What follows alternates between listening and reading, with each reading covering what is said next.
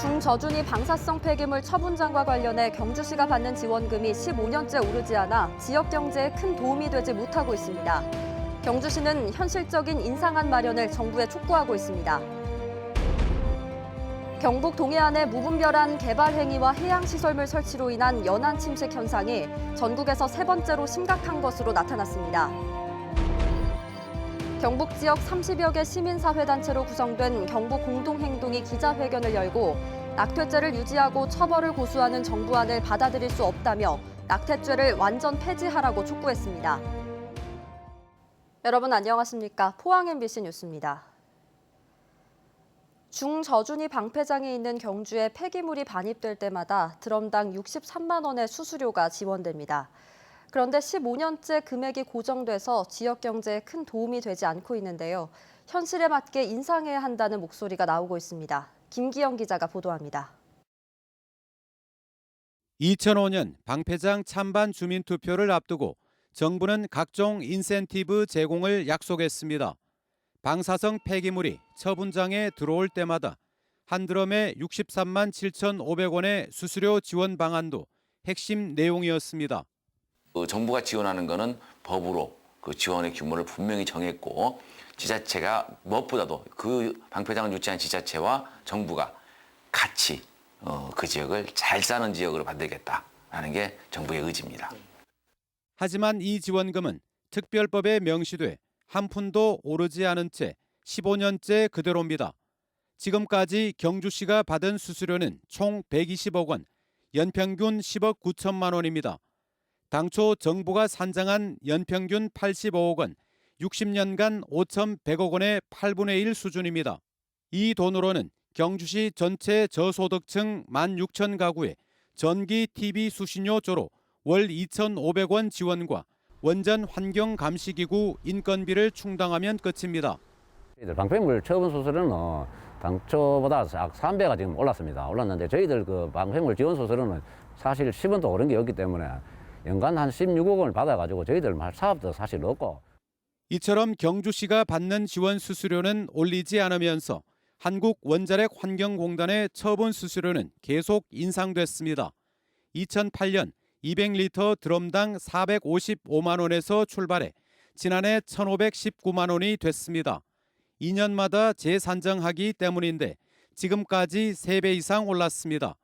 경주시는 드럼당 51만 원을 인상해 주던지 처분 수수료의 10%를 달라고 최근 산업통상자원부에 건의했습니다. 포항에서도 산자부를 상대로 지진특별법 제정과 피해 지원금 100% 반영을 전시민적 요구로 반영했듯 경주에서도 보다 강한 목소리가 필요해 보입니다. MBC 뉴스 김기영입니다. 경북 동해안 지역의 연안 침식이 전국에서 세 번째로 심각한 것으로 나타났습니다. 해양시설물 설치와 개발 행위 등이 원인으로 알려져서 철저하고 체계적인 대책 마련이 시급합니다. 임재국 기자가 보도합니다. 해안 절경이 아름다워 산책이나 드라이브 코스로 유명한 영덕 대계로입니다. 해안도로 좌우에는 각종 시설물이 들어섰고 해안선에는 모래가 쓸려나가 곳곳이 패였습니다.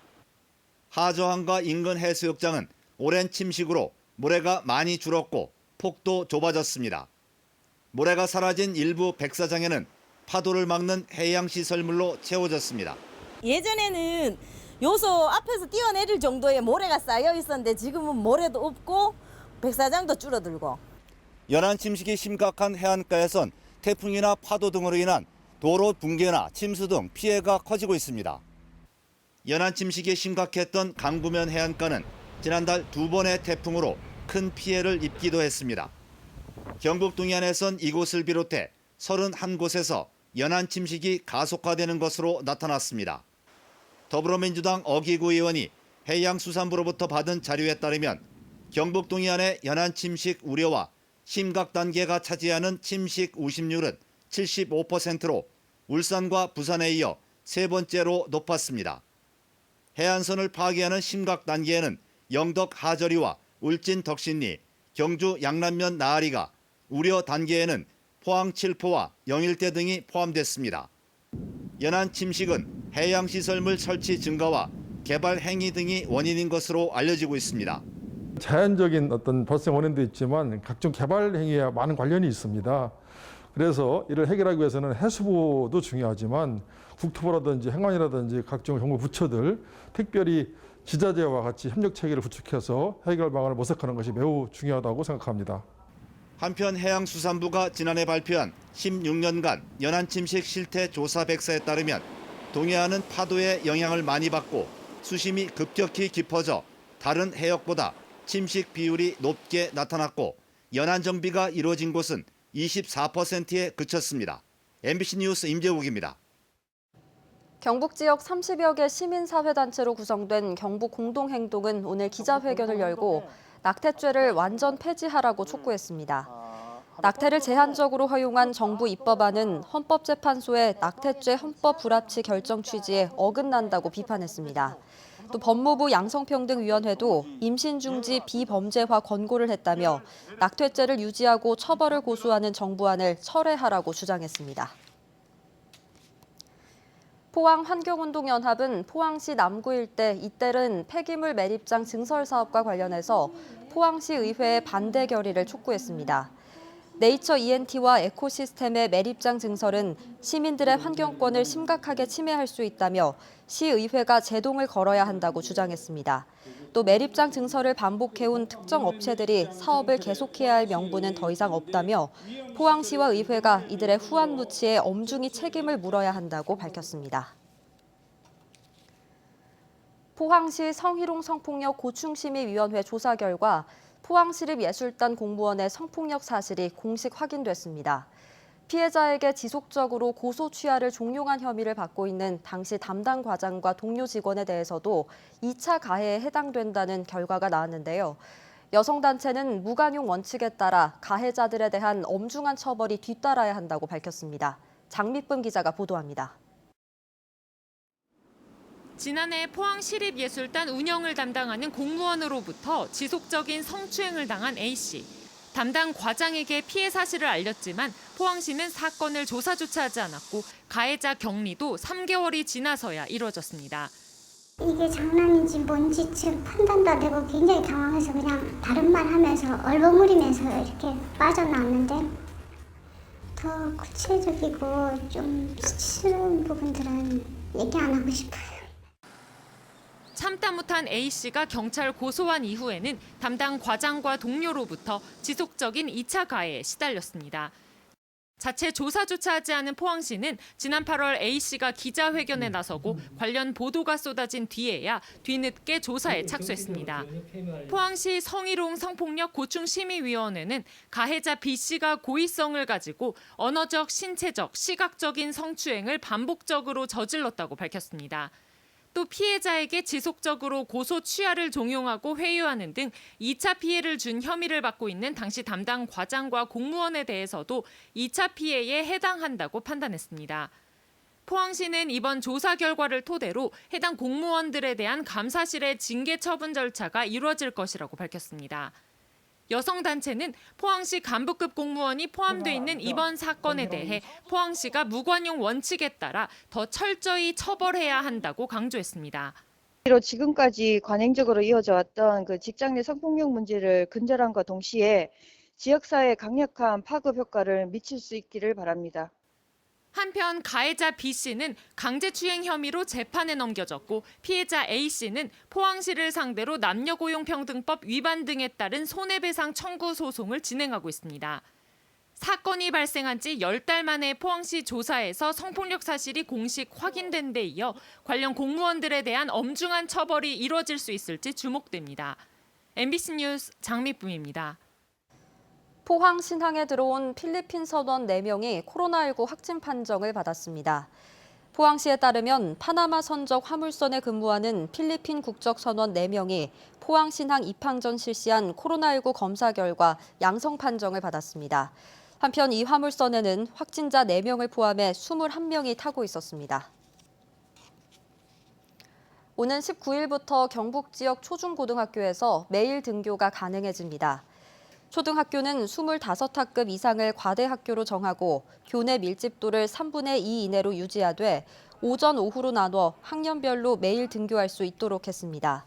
또 중학교는 22학급 이상, 고등학교는 25학급 이상을 과대학교로 정하고 교내 밀집도를 3분의 2 이내로 유지하며 등교 학년은 학교장 재량으로 선택할 수 있게 했습니다. 기업 지원의 큰 축을 담당하는 대구 경북 테크노파크가 신임 원장 선임 절차를 밟고 있습니다. 경북은 전직 중소벤처기업부 고위 관료가 내정됐는데 대구 역시 전직 중기부 출신 공무원이 유력하다는 소문이 나오면서 찬반 논란이 뜨겁습니다. 윤태우 기자가 취재했습니다. 지난 1998년에 출범한 테크노파크는 크게 두 가지 역할을 합니다. 산업 정책을 기획하고 조정하면서 동시에 연구 개발에서부터 사업화, 마케팅까지 기업 활동 전 과정을 지원합니다. 여러 기업 지원 기관의 역량을 알맞은 곳에 제대로 활용하는 거점 기능도 합니다. 한 해 예산이 대구 테크노파크는 1,000억 원, 경북 테크노파크는 1,600억 원에 이릅니다.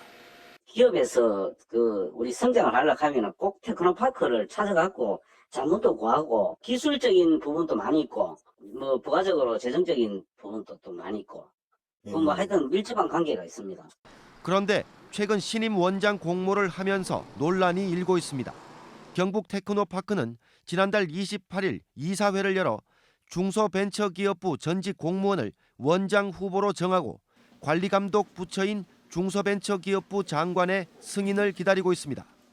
대구 테크노파크도 원장 후보 선정을 위한 막바지 절차를 밟고 있는데 경북처럼 중기부 출신이 유력하다는 소문이 돌면서 반발의 목소리가 나오고 있습니다. 기업을 하신 분들은 기업 사정을 너무 잘 알아가고 기업 방문도 자주 하고 진짜 어떤 애로사항이 있는지 직접적으로 해가지고 잘 챙겨줄 수 있는데 그 공무원 출신은 아무래도 조금 권위적인 게 좀 있지 않나. 테크노파크가 2017년부터 산업통상자원부에서 중기부 산하로 바뀌면서 중기부 공무원의 낙하산 원장 자리설까지 나옵니다. 장관이 계속 뭐 밀어붙였다는 얘기도 들리는데 근데 그거는 우리도 잘 몰라요. 우리도 사실은 참 의외였어요. 중앙부처 공무원 출신이 되면 예산 확보 등에서 유리할 것이라는 반론도 있습니다. 테크노파크가 기업 활동에 미치는 영향이 크고 특히 코로나19로 경제 사정이 좋지 않은 상황이다 보니 차기 원장의 역할이 그 어느 때보다 중요합니다. 기대가 큰 만큼 우려 또한 커서 원장 선임을 둘러싼 논란은 이어질 것으로 보입니다. MBC 뉴스 윤태호입니다. 최근 아프리카 돼지열병이 강원도 화천에서 발생하면서 포항시는 특별 방역에 들어갔습니다. 시는 기동방역반 6개 팀을 구성해 돈사 소독을 실시하고 포항 기계가축시장에 거점 소독시설을 운영합니다. 또 농장 입구를 봉쇄하고 야생 멧돼지 접촉 차단을 위해 시설물 보강에 나서고 있습니다. 최근 10년간 도난된 문화재가 12,000여 건에 이르는 것으로 나타났습니다. 이모경 의원이 문화재청에서 받은 국감 자료에 따르면 지난 2010년부터 지난해까지 도난된 문화재는 국가지정 9건, 시도지정 320여 건으로 나타났습니다. 반면 같은 기간 다시 찾은 문화재는 1,900여 건으로 회수율이 15.5%에 그쳤고 문화재청의 문화재사범 전담 단속반은 3명에 불과했습니다.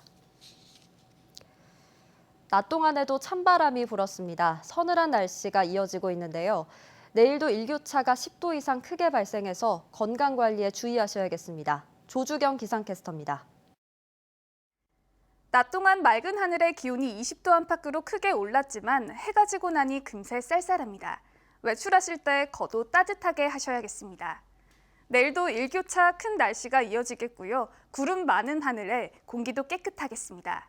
이어서 자세한 지역별 날씨 알아보겠습니다. 내일 경북 동해안에는 오전까지 흐리다가 오후부터는 날이 개겠습니다. 아침 기온은 9도에서 12도로 시작하겠고요. 한낮에는 19도에서 22도로 오늘과 비슷한 기온 보이겠습니다. 울릉도와 독도는 오후부터 차츰 흐려지겠습니다. 아침 기온은 울릉도 14도, 독도 16도로 시작하겠고요. 한낮에는 울릉도 17도, 독도 18도가 예상됩니다. 내일 밤부터 동해상에는 너울에 의한 파도가 밀려들 가능성이 있습니다. 안전사고에 각별한 주의가 필요하겠습니다. 바다의 물결은 동해 전해상에서 최고 2.5m까지 일겠습니다. 당분간 비 소식은 없겠지만 대기는 점점 더 건조해지겠습니다. 날씨였습니다. 포항시립미술관은 사회적 거리두기 1단계 적용에 따라 내일부터 포항시립미술관을 재개관합니다. 시간당 입장 인원이 30명으로 제한되고 포항시립미술관 홈페이지를 통해 사전 예약 후 작품을 관람할 수 있습니다. 이점원 작가의 조각 및 설치 작품 100여 점, 장두건 화백 작품, 이종길 화백 작품 등이 함께 전시됩니다. 코로나19로 연기됐던 제8회 영덕대개배 유소년 축구대회가 오는 16일 강구 대개축구장에서 개막합니다. 이번 대회에는 전국 유소년 축구클럽 80개 팀이 참가하고 오는 25일까지 열립니다. 영덕구는 사회적 거리두기가 1단계로 하향 조정되면서 대회를 열기로 결정했고 철저한 방역 대책을 추진하기로 했습니다. 내년 초부터 의무 경찰이 아닌 일반 경찰이 독도 경비를 담당합니다.